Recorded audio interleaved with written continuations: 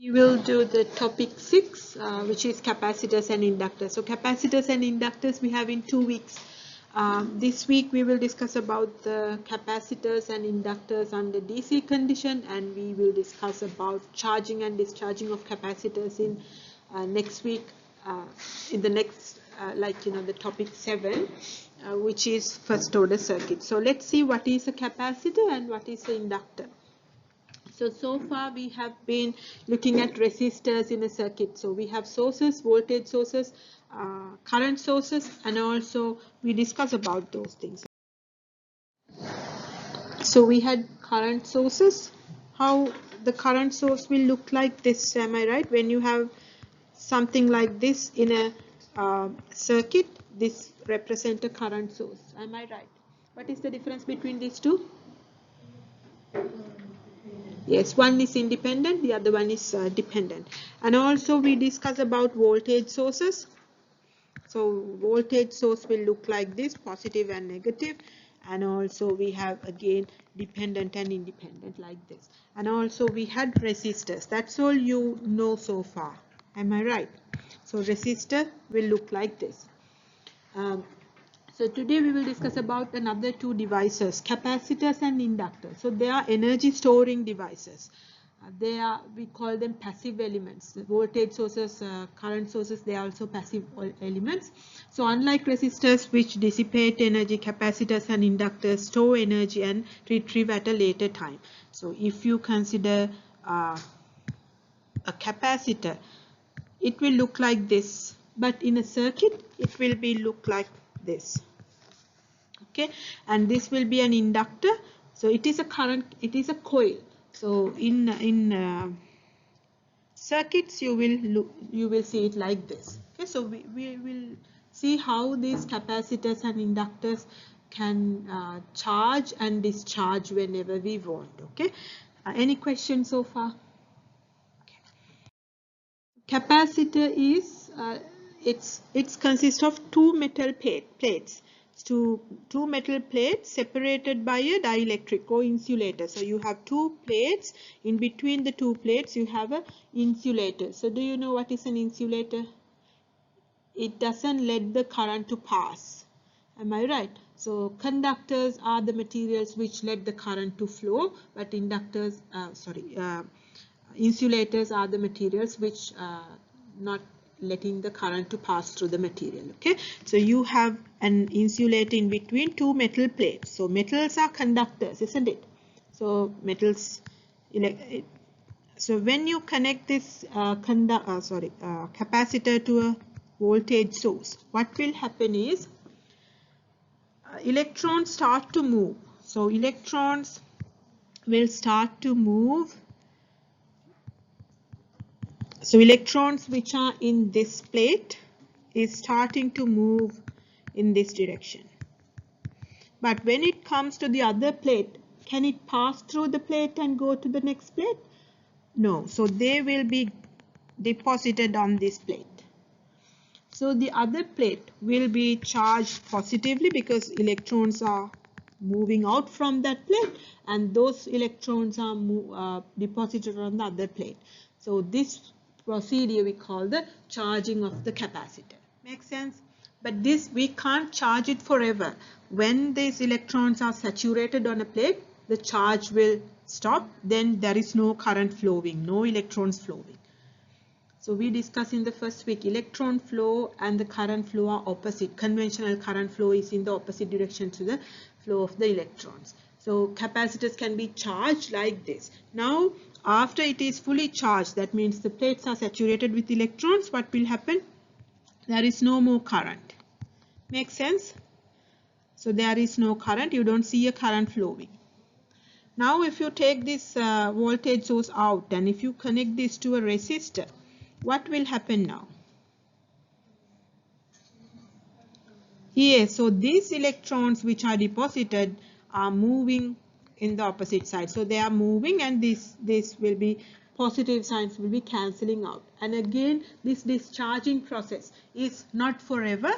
It will happen only till all the electrons are moved to the other side. Make sense? So this one we call the discharging. and before it was charging, now it is discharging.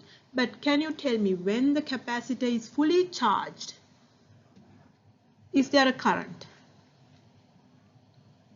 No. When the capacitor is fully discharged, when all these electrons are moved to the other side, after happening that, do you think, is there any current flowing? No. So when the capacitor is fully charged, there is no current, and also when the capacitor is fully discharged, there is no current. So when under the DC condition, it means the capacitor can be fully charged or fully discharged. So under the DC condition, there is no current flowing across the capacitor. So capacitor is acting like an open part. Make sense? So capacitor is open circuit when under the DC condition. So I told you, next time in the next topic we will discuss about the charging and discharging part. Today in this topic we are only discussing about the fully charged or fully discharged, or else capacitor under the DC condition. Are we good? Okay, so in a circuit you can see capacitor sign like this or like this. So you don't have to worry about the differences between the two types. One is non-polarized. That means in the insulator here can be a non-polarized material, or the insulator here can be a polarized material. You don't need to, like, it doesn't make any difference for your calculations. If you do electrical engineering, you will learn more about the two types. Okay, so for the time being, for us, both the symbols, we consider them, we work them with the same way. Are we good? Any question? No questions. I already explained you how it is charging and discharging, so now I'm not going to go through it again. So that's how it is storing energy. So when we charge the capacitor, it is storing energy, and it is storing energy in an electric field, because it is positively and negatively charged, creating an electric field. So it is storing energy in an electric field. Okay, there are a few more things that we need to know. So like in a resistor, we have resistance. Do you remember, in a resistor we have the R, which is something ohms. So this we call the resistance. Similarly, in a capacitor, we have the capacitance. We use the letter C for the capacitance, and resistance, if you can remember, you had an equation. Have you done engineering materials? So you should have learned about the capacitance, resistance in different materials. So we are not going to go to the material side. We only use it in the electrical questions. So if you want to find the capacitance, it is a material property. It is depending on the it is dependent on the permittivity of the material. So that is a material property of the insulator here.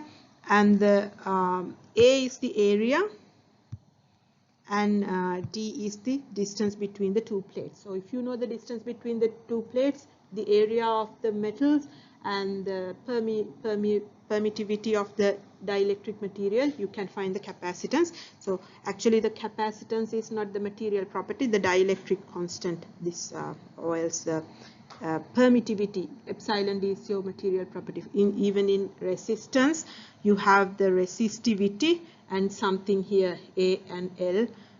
So that's resistance is depending on the material amount of the material. So we don't say it as a material property, but the rho is a material property. Here again, capacitance you can find using this equation, but in our cases we are not looking at it. We only need to know about the number of the capacitance. So in questions they will give you this. So capacitance is measured in farads. So something farad, so maybe 1/3 of farads, or maybe 3 farads. So likewise, this will be given to us in all the questions. Are we good? And also we can say Q, the charge is equals to CV. We'll see how we can use them in questions. So any question up to here? Okay, so there are two equations here. Which like the current does not flow through the capacitor when like the current voltage relationship, that if you look at the current voltage relationship, we know that current does not flow through the capacitor because you have an insulator between the plates, so it is not flowing through the capacitor. But the current can go into the capacitor and current can come out from the capacitor when charging and discharging. So we already discussed that. So when it is charging, current is going into the capacitor. When it is discharging, current is coming out from the capacitor. So it can be going into the positive side, or it can be coming out from the positive side. So we can find the current, which is C times dV over dt. When it is charging and discharging, only there is a current. So we can write an equation for current as C is equals to dV over dt. However, why we have a derivative there? It is changing, it's not a constant. So current is not a constant, current is changing with the time. As I have mentioned, we are not going to do this part this week. It is our next topic. So if you make the V the subject, you can take the integration. You can use this equation and do the integration, and you will come up with this equation. So you don't have to remember any of the equations. The equations will be given to you, and these two we are not going to work on these two today because we are only looking at the DC condition. Okay, any question? Okay, and also we should be able to find the energy stored in a capacitor. So energy stored in a capacitor is given by this equation, half times the capacitance times the V squared. So V squared we can find, we will do questions, and this energy of a capacitor, energy stored in a capacitor, we can measure it in joules. Are we good? Any question? No questions, that's good. Now let's see, when a capacitor, I told you, when a capacitor is under DC condition, it will be an open circuit because there is no current flowing or current coming out, no current going in. It will be fully charged or fully discharged, isn't it? But in an alternating DC means what? Your current is not changing with the time, or voltage is not changing with the time. So this one is not changing with the time. So that will be fully, your capacitor will be fully charged. In alternating means what? Your voltage is changing with the time. So it can have charging and discharging. It's a cycle, charging and discharging, isn't it? So when we have an AC, so then it is charging and discharging. Even with the DC, like, we can, during that charging and discharging parts, there is a current. But when it is fully charged or fully discharged, there is no current. So the other thing that we need to know is, when the capacitors are in series and parallel, how we can find the equivalent capacitance. So the thing is, here the capacitors are work as opposite as the resistors. So when the resistors are in parallel to each other, you did this. Do you remember? But now when you look at the capacitors, when the capacitors are in series with each other, when the capacitors are in parallel to each other, we can just add them. So it's opposite to the resistors. Do you see the difference? Are we good? It's just adding. But if you have resistors in parallel like this, you took 1 over value, isn't it? So capacitors are opposite to resistors. Okay, when the capacitors are connected in series, you have to take the 1 over value to find the equivalent capacitance. Are we good? So we'll do a question and then you will be fine. Okay, and the other thing is, we need to know, so I told you there are no currents. Current is flowing under the DC condition because the capacitor is working as an open circuit. However, if you write the current division rule and the voltage division rule, do you remember the current division rule and the voltage division rule for the resistors? So if you look at the resistors, I will again remind you. So when you have resistors R1 and R2 like this in parallel, and if you have a current I, this current is coming to this node and splitting between R1 and R2, isn't it? So this current I1 and I2 you can write in equation. So how can I write the equation for I1? Do you remember? Yes, R2 over R1 plus R2 times the total current, isn't it? So how do we write the I2? R1 divided by R1 plus R2 times I. Okay, do you remember so the voltage across R1 and R2 are the same, isn't it? Because they are parallel to each other. When they are parallel to each other, the voltage will be the same. Are we good? Any question?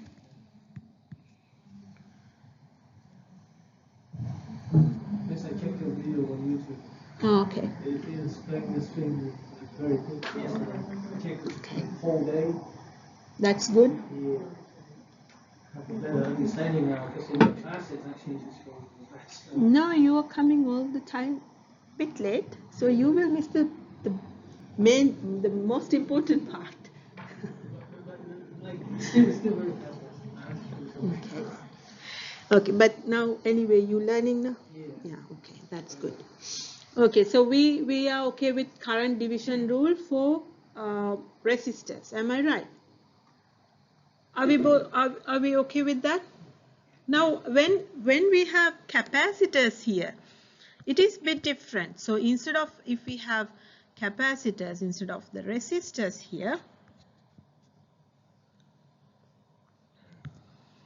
so I'm having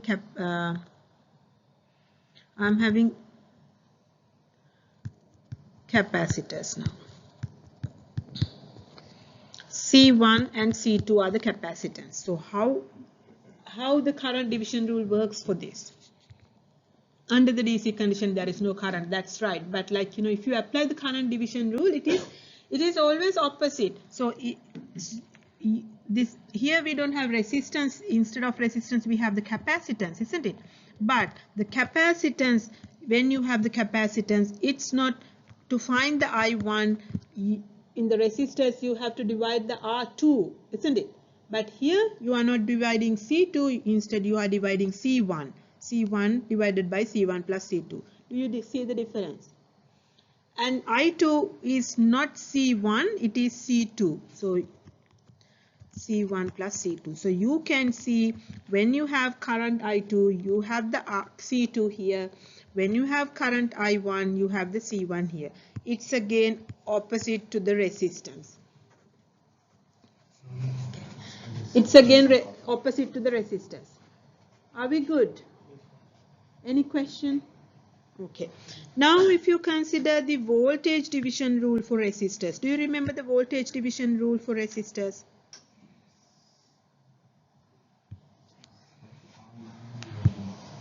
Voltage division rule is needed when the resistors are in series. Am I right? When you have two resistors in series like this with a voltage V, we have R1 and R2. How do we write the V1 across R1? This is V1 and this is V2.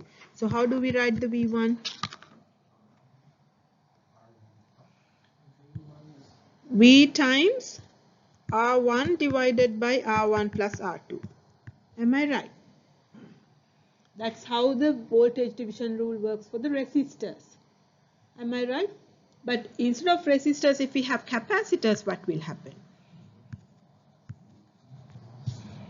Instead of resistors, if we have capacitors, what we'll have? So we have C1 and C2.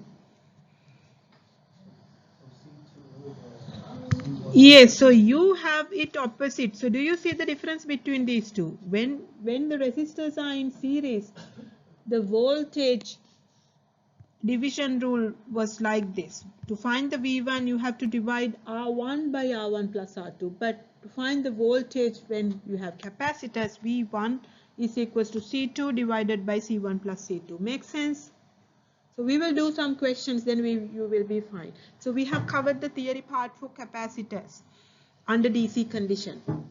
When we will do the question, you also will be able to understand. Okay, I'll explain again. Okay, so I'll move to some questions now.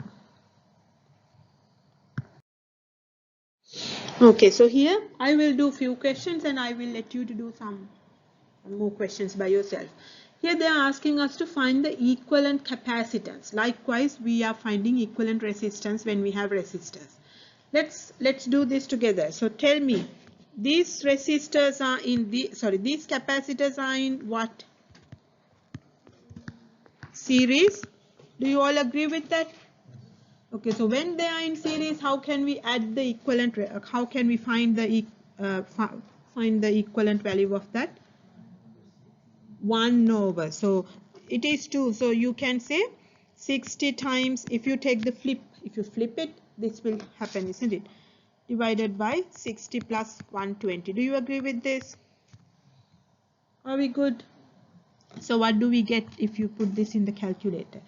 180, 60 times 3, 40 microfarads. Is that right?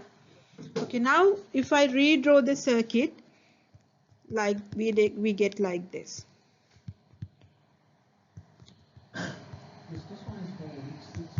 Yes, because you don't have classes next week. So we have 40 microfarads, and you have 20 microfarads, and you have 50 microfarads here and 70 microfarads. Any question up to here? Now can you tell me which ones are in series and parallel? These two are in parallel, and these two are in parallel. So when they are in parallel, how do you find the equivalent capacitance here? Just adding them, isn't it? So what this should be? 70 plus 50, 120. And the other one, 60. And how can we make this to, now what do we have? Here we have 120 and here we have 60. So are they in series or parallel? They are in series because same path. So if you add them together, what is your CEQ? They are in series, so how do we add them? 120 times 60 divided by 120 plus 60. So we did this. We did this before, and that will be 40 microfarads. Any question? No questions? That will be your answer. So you have converted it to a one capacitor. So you can draw it if you want to. You just have one capacitor like this, which is 40 microfarads.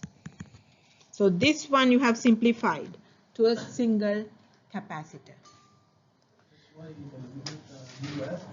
Mu is for micro. Micro, you know. Milli is 10 to the negative 3. Micro is 10 to the negative 6. So mu F, yes. Mu for microfarads. F is the farad. Farad is the unit that we measure the capacitance. Resistance is measured in ohms. Capacitance is measured in farads. Okay. Are we good? So I will give you one question for you to try. Okay, can you try this? Find the so you don't I don't want you to find the voltage for the time being. Okay, so I want you to simplify this. Which ones are in? So I'll give you time. So look at which ones are in series. So you have to draw few circuits. Okay, I want you to draw few circuits. Yeah, and I'll help you to find the voltage. Okay, so these two 60 and 30 are in series to each other. So how did you draw that?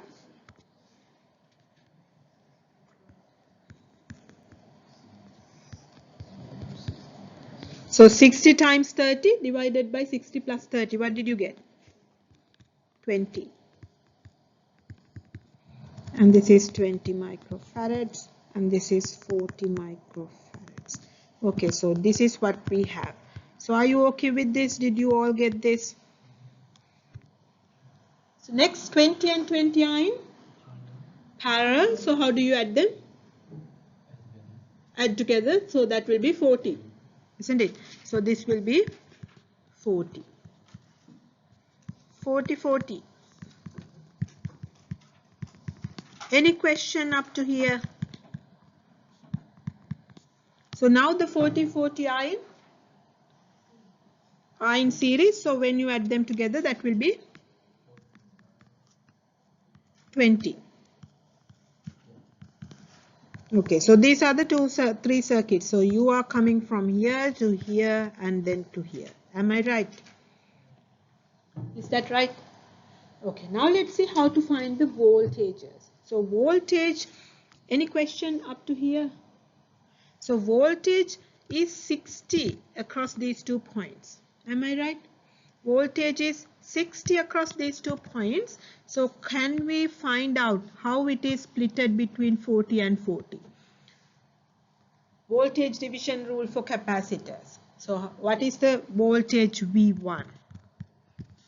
How do we find it? They are equal in this case, 40, 40. So they are equally splitting.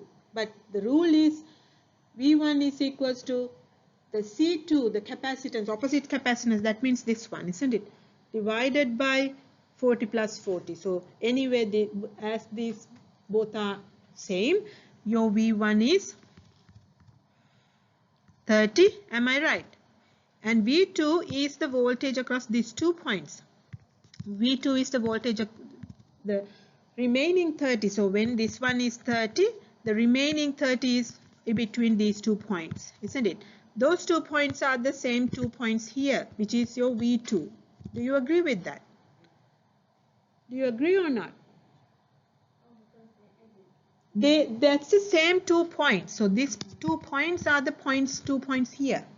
So between the 2 points, the voltage is 30. Okay, so your V2 also 30. Agree? You can just divide by 2 because that is 40, 40 equal.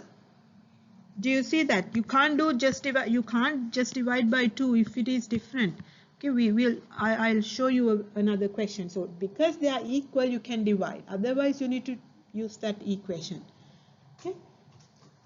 If you use the equation, still you get the same 30, 30 because they are the same.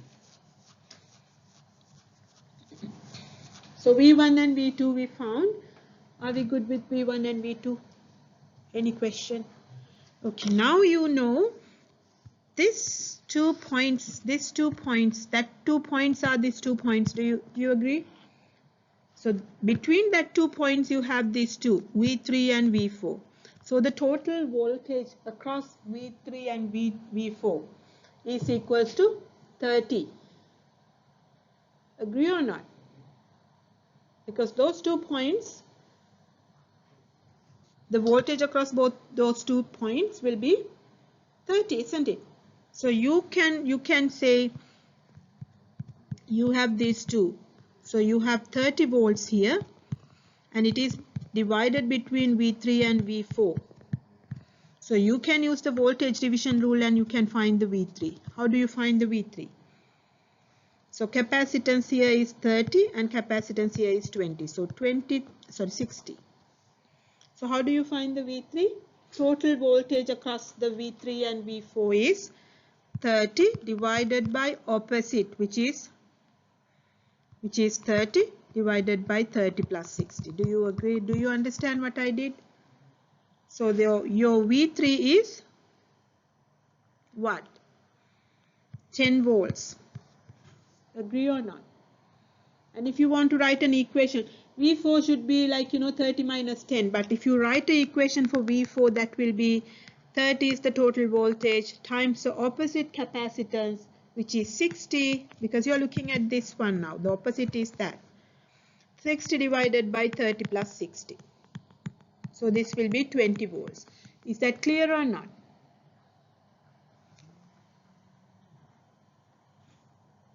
Clear or not? If you don't understand, let me know. I can explain this again, but I want you to do the next question by yourself.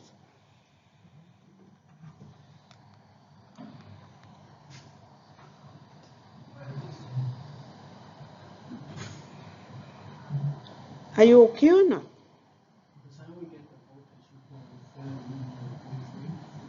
V3.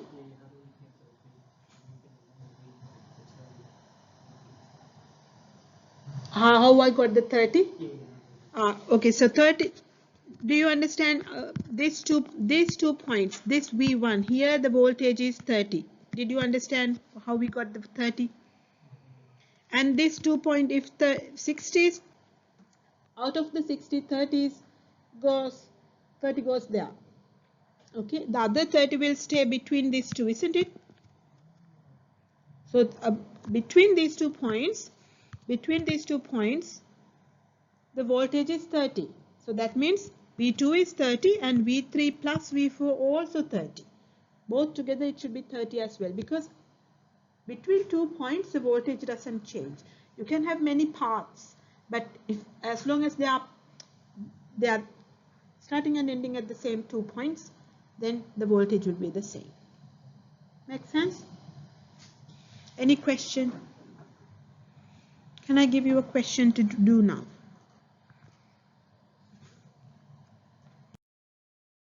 Okay, I'll give you a few minutes for you to do these 2 questions. These are from your tutorial, but we'll do both together so that you will be fine with the questions and also with the theory. So can you find me the equivalent capacitance across the 2 nodes for both? Okay, I'll give you time, and then I will do after you try by yourself. If you haven't understood, we can work together. Okay, so what 4 and 2 here are in parallel to each other. So when the capacitors are in parallel, you can add them and you can say 6 farads. Now the 6, this 6 and this 6 are in series to each other. When the capacitors are in series, you have to add them as 1 over value, or else you can say 6 times 6 divided by 6 plus 6. So that will be 3 farads. Now you have 5 and 3 are in parallel. So when they are in parallel, you can just add them, and that will be 8. So your equivalent capacitance, CEQ, is 8 farads. Is that right? How about the other one? When you finish, let me know, okay? Okay, so if you do this one, how do we do it? You need to consider these 2 first, and they are in series with each other. So that will be 3 times 6 divided by 3 plus 6, which is 9. So 3, 2, this is 2 farads. And if I redraw it, you have 2 farads here, and you have 2 farads here, and so 4 farads here, and then you have 3. Is that right? Now this 2 and 4 are in parallel to each other, so you can add them. So that will be 6. Am I right? And this will be 3 farads. So all 3 are now in series. Am I right? So then how do you add them? So equivalent capacitance, 1 over the equivalent capacitance is 1 over 2 plus 1 over 6 plus 1 over 3. So when you solve this, and if you make the upside down, because you need to make the CEQ the subject. So what did you get? So you can have a common denominator, which is 6. This one 3 plus 1 plus 3, 2. So that will be 6 over 6. Isn't it? So you have to flip it, and that will be 1 farad. So I hope you got 1 farad. That's good. Any question? No question. Can I move to the next question? Okay, so the next question, you need to find not only the equivalent part, like, they are not asking about the equivalent part, but you can use that knowledge that you have for simplifying it, and they are asking you to find the voltage across each of the capacitors. So I will give you time, and then also they are asking the energy stored. Don't worry about the energy part, just find the voltage. If you know the voltage, energy is equals to half times the C times V squared. So you know, if you know the voltage, you can just substitute the voltage value and find the energy for each of the capacitors separately. So I'll give you some time for you to do this, and then I will do. Okay, so when you are simplifying, first let's simplify. So these two are in series. So when you add, that will be 2 microfarads. Sorry. So now I redraw the circuit.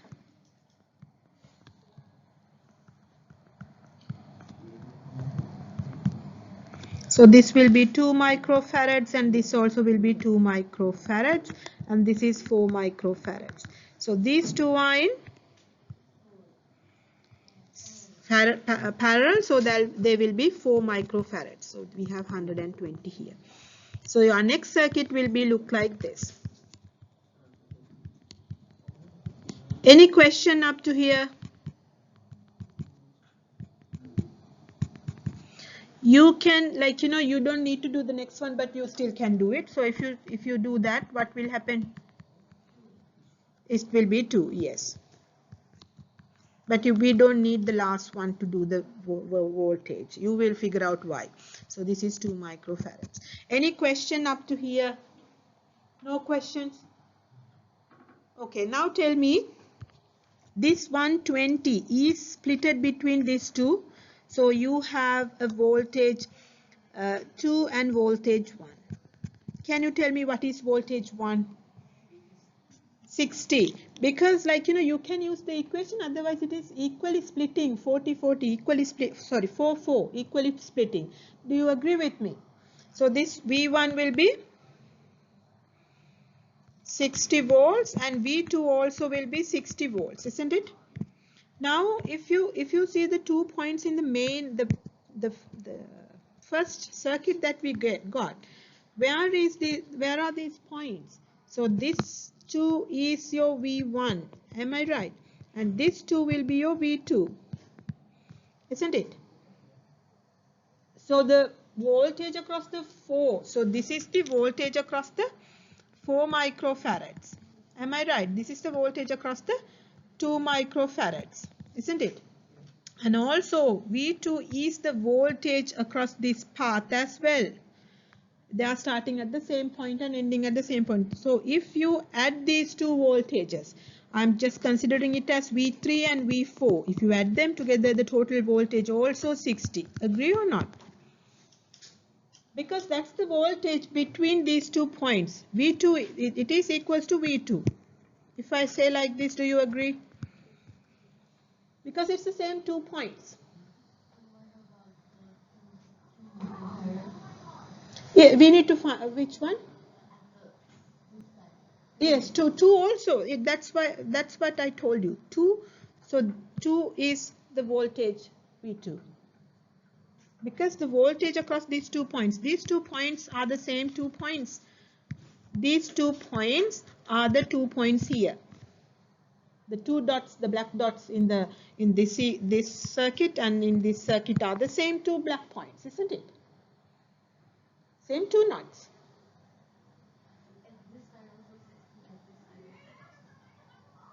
Yes, yes. So this is 60 and this is 60. 60 plus 60 is 120. I have 2 microfarad and 60 and 3 also. This is 60 and this is 60 as well. Because these are two points again. These two are the 2 points again. So if I draw the 2 dots here, that is the 2 dots here as well. So this 2 is not, this one is a simplified one. We don't need to find the voltage across that. Instead, we need to find before simplification, isn't it? We need to go to here now. Makes sense, because that 2 was not in the original circuit. In the original circuit, we don't have 2. Instead, we have the 6 and the 3. We simplified it and we got the 2. Am I right? So we can find this, but they are not asking we don't have a 2 microfarad single capacitor there. You agree with me? Okay, now how do we write the equation for V3? Total voltage, which is V2, isn't it? Total voltage across the two is V2, and you times by, what's that?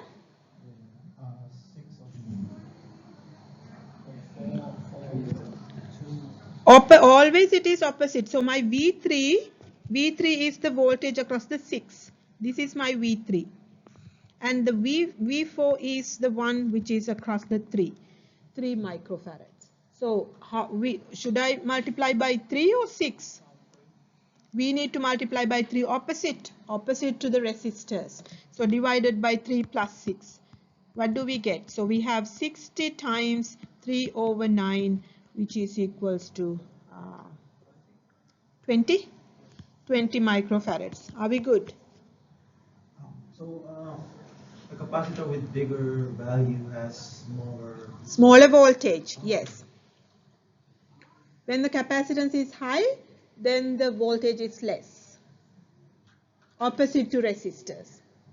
When the resistance is high, you had the higher, because V is equals to IR. When your R is high, voltage is high. Here it is opposite. Are we good? Okay, so what should be the V4? You can calculate it, or else you can just write it.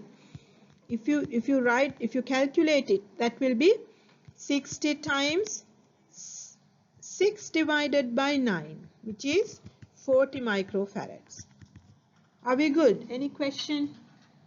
Yeah. What's that? Because we have four capacitors.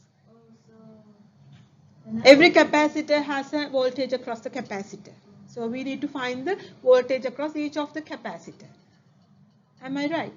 So can you tell me what are the values you got? Because we need to find the energy now. So I'm going to delete this part. And can you tell me all the values we got? V1 we got. Okay, let's do like this. Okay, so we have capacitors 4 microfarads. We have 2 microfarads, and we have 6 microfarads, and we have 3 microfarads. So what are the voltages we got for these ones? We got 60 here, and we got 60, and we got 20, and we got 40. Do you have any question regarding finding the voltages, or are we all okay?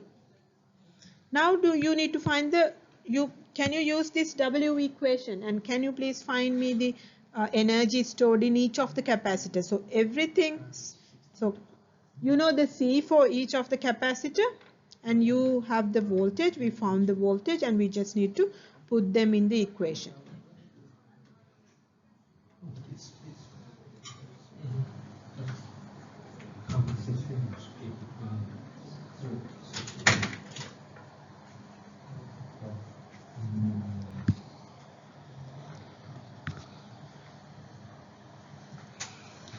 If you do it for this one, that will be half times C is 4 times 10 to the negative 6. Do you agree?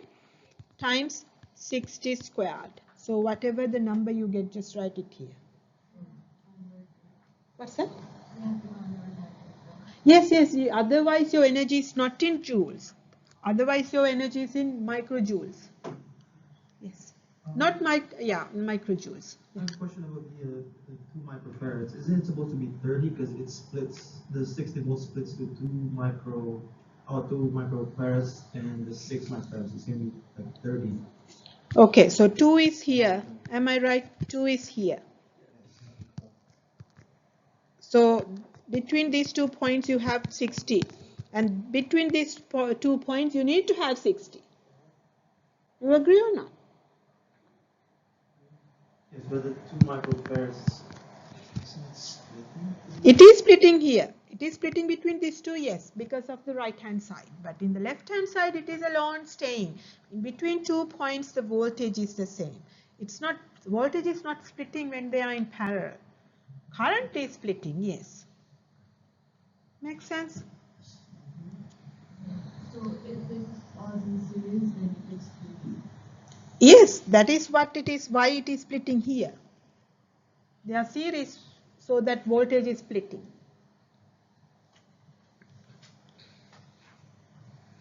So can you find me the I hope you are okay. I'll give you time for you to find the energy stored in each of the capacitor.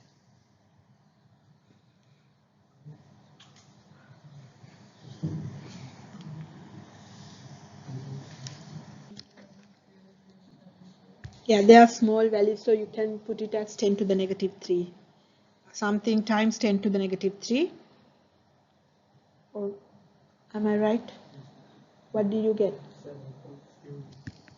7.2 times 10 to the negative 3.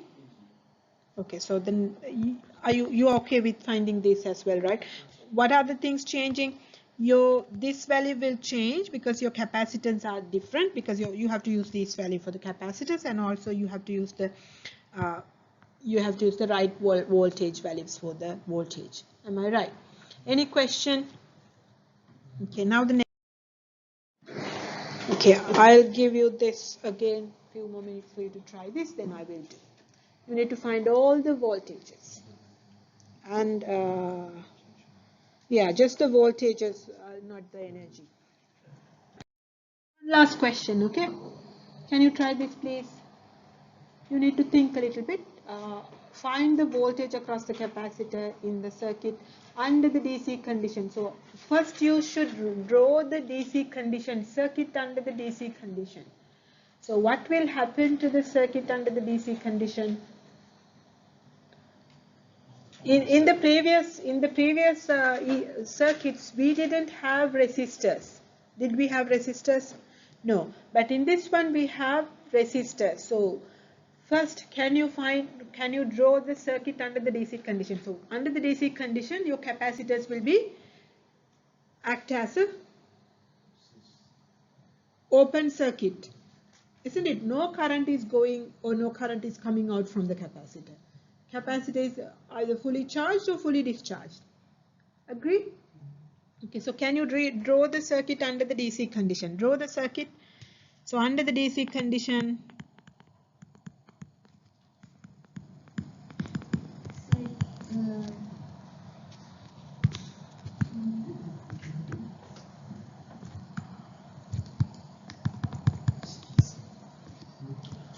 DC means direct current. It's not changing with the time. So my circuit will look like this. Do you agree with that? So the capacitor was here, C1 was here, and it is open, and our or else the other one is here, the second capacitor. Do you agree or not? So those green parts, you don't need to draw the green parts. Am I right?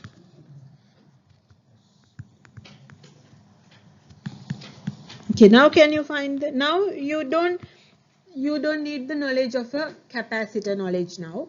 You can use your first week knowledge and find the voltages across each of these ones. So what is the voltage across the capacitor? One means voltage across these 2 points. Do you agree? That's where you have your capacitor.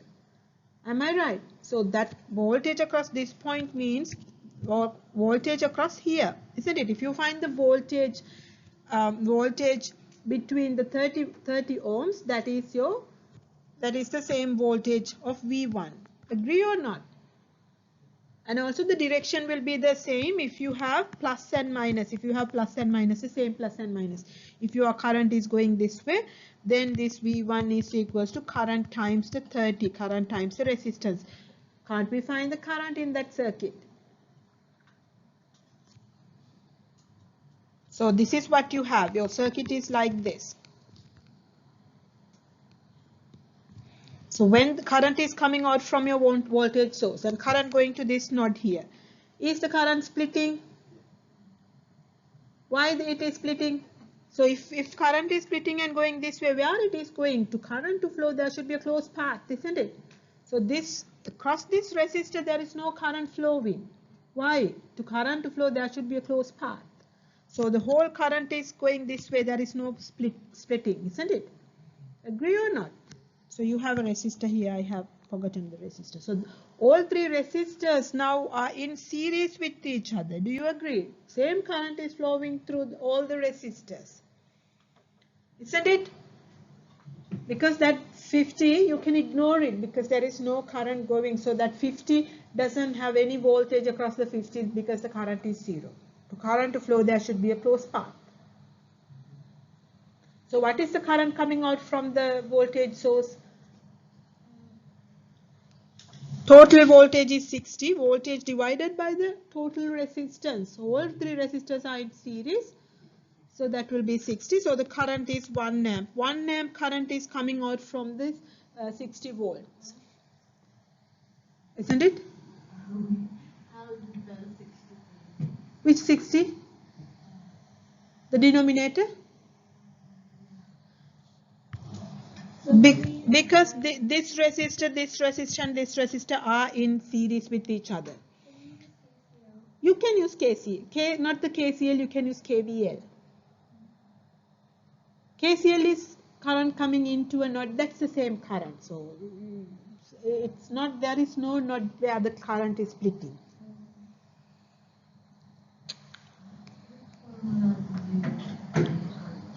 Voltage is equals to current times the resistance. Current is equals to voltage divided by the resistance. Voltage, total voltage is 60. The total resistance, they are in series with each other. So when you add 30, 20 and 10, it is 60. So 60 divided by 60 is 1 amp. Am I right? Okay. So you can find your V1, which is equals to 30 volts. I want you to now try and find the V2. I'll give you a few minutes for you to think. Okay.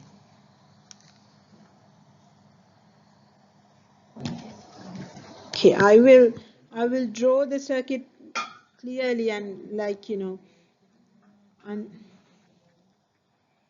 so to find the V2, you have two paths.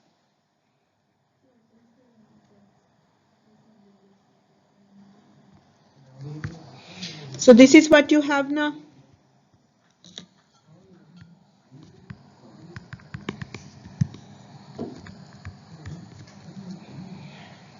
So you have a current going out from here, which is equals to 1 amp. And you have a 20 volts here, so your voltage here is 20 volts. Do you agree or not? And positive is this way, negative is this way. Current is always going into the positive side of a resistor. Am I right?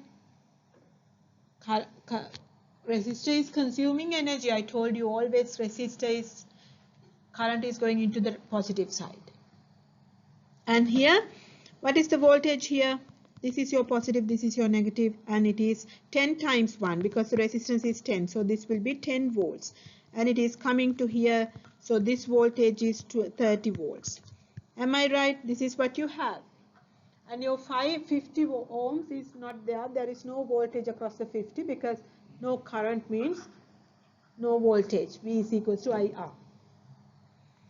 So here now you need to find the voltage between these 2 points. That will be your V2. Am I right? So you can either consider any path, like you can consider this path. If you consider this path and apply KVL, start at a point, go like you have 60. Then you have plus 20. Then you have a plus V2 is equals to 0. So your V2 is 40. Agree? Agree or not? So you start at a point and you go around the loop and you add the voltages. If it is going into the negative side, it is negative. And if it is going into a positive side, it is positive. Am I right? This V2 positive is given to you. Up. Clear or not? Again, you have another path. If you want to go, this is again a one closed loop. So you can go along the green path. So if you start at a point, you go this way. So that will be negative 30 and negative 10 coming to the positive V2 is equals to 0. Again, you get the 40 for V2. So it doesn't matter which path you follow. As long as you have the closed path to apply the KVL, you still get the voltage of V2. Yeah, the V2 is open circuit, so the current is around the 50 ohm, right? Yes. It's not Open circuit, so there is no current going towards the 50.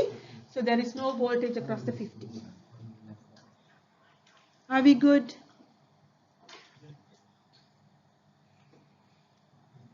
Did you understand or not?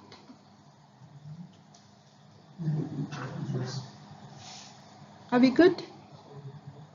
So with that, the capacitors under DC condition questions and the theory will be done. Are we, okay, do you have any questions regarding the capacitors under DC condition? No? Okay, that's good. So I'll give you a break and we'll start the inductors, okay?